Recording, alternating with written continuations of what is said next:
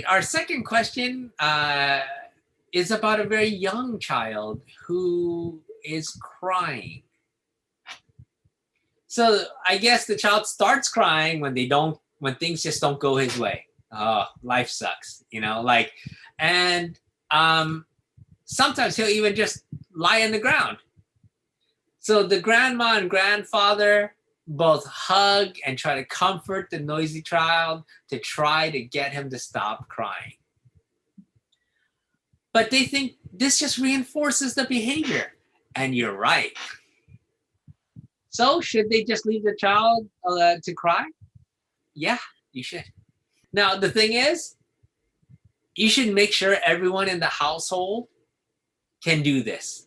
Because some grandparents can't or have a really hard time doing that.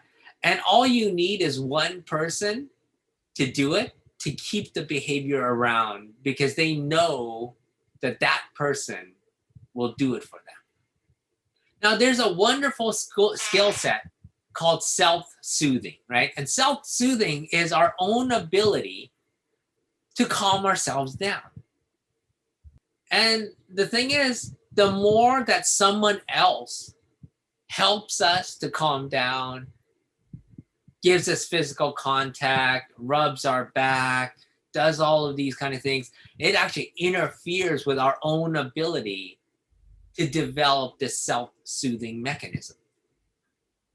The thing that you have to make sure that you can get is get everybody on board with it, okay?